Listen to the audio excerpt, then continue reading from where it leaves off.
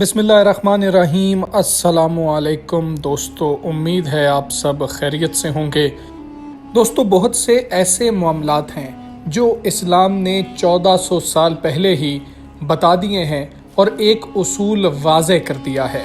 और आज साइंस उन चीज़ों को मानने पर मजबूर होती जा रही है। इस्लाम में जो भी उसूल बनाए गए हैं उनके पीछे एक ख़ास वजह भी होती है, और आज साइंस ये बात साबित करती जा रही है। यही वजह है कि बेशतर साइंसदान इस्लाम कबूल कर रहे हैं। तो नाज़रीन, एक और बात है जो इस्लाम ने आज से 1400 साल पहले ही तय कर दी है, और वो है कि औरत के लिए एक शादी का हुक्म क्यों दिया गया। यानी एक वक्त में मर्द 4 बीवियां रख सकता है, लेकिन औरत एक वक्त में एक शादी ही कर सकती है। अब बहुत से लोग ये सवाल करते हैं कि इस्लाम ने ऐसा हुक्म क्यों दिया, तो आज साइंस भी इस्लाम के अहकामात की तायीद पर मजबूर हो गई है।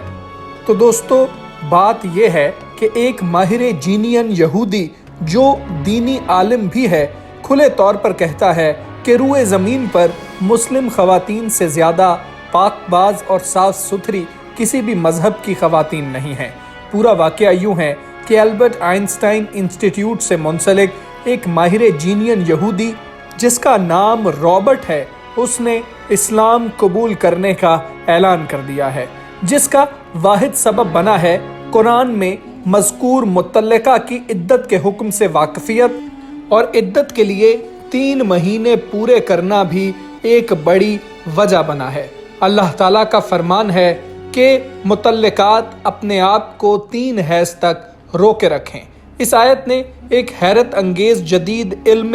DNA के इंकशाफ की राह हमवार की,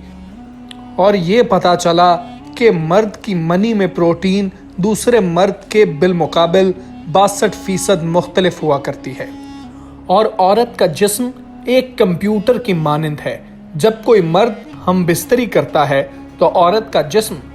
मर्द के तमाम बैक्टीरियाज को जज्ब कर लेती है और महफूज कर लेती है। इसलिए तलाक के फौरन बाद अगर औरत किसी दूसरे मर्द से शादी कर ले या फिर बैक वक्त कई लोगों से जिस्मानी ताल्लुकात इस्तवार कर ले, तो उसके बदन में कई DNA जमा हो जाते हैं जो खतरनाक वायरस की शक्ल इख्तियार कर लेते हैं और जिस्म के अंदर जानलेवा अमराज पैदा होने का सबब बनते हैं। साइंस ने पता लगाया है कि तलाक के बाद एक हैज गुजरने से 32 से 35% तक प्रोटीन खत्म हो जाती है, और दूसरे हैज आने से 67 से 72 तक आदमी का DNA ज़ाइल हो जाता है, और तीसरे हैज में 99.9% इसका खातिमा हो जाता है,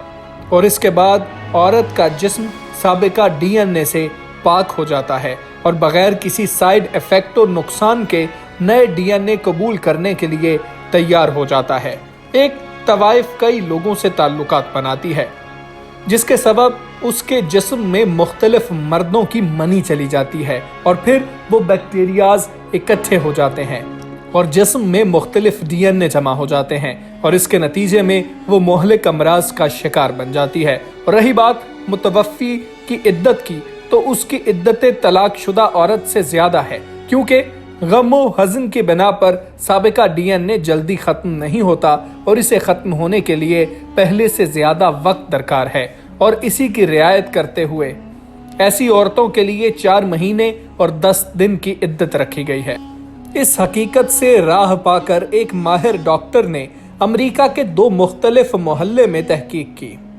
एक मोहल्ला जहां अफ्रीकन नयाद मुस्लिम रहते हैं, वहां की तमाम औरतों की जीनियन में सिर्फ एक ही शौहर का DNA पाया गया, जबकि दूसरा मोहल्ला जहां असल अमेरिकन आज़ाद औरतें रहती हैं, उनके जीन्स में 1 से ज़ायद 2-3 लोगों तक के DNA पाए गए। जब डॉक्टर ने खुद अपनी बीवी का खून टेस्ट किया तो चौंका देने वाली हकीकत सामने आई कि उसकी बीवी में 3 अलग अलग लोगों के DNA पाए गए, जिसका मतलब ये था कि उसकी बीवी उसे धोखा दे रही थी, और ये कि उसके 3 बच्चों में से सिर्फ एक उसका अपना बच्चा है। इसके बाद डॉक्टर पूरी तरह कायल हो गया कि सिर्फ इस्लाम ही वो दीन है जो औरतों की हिफाजत और समाज की हम आहंगी की ज़मानत देता है, اور اس بات کی بھی کہ مسلم عورتیں دنیا کی سب سے صاف ستھری، پاک دامن اور پاک باز ہوتی ہیں۔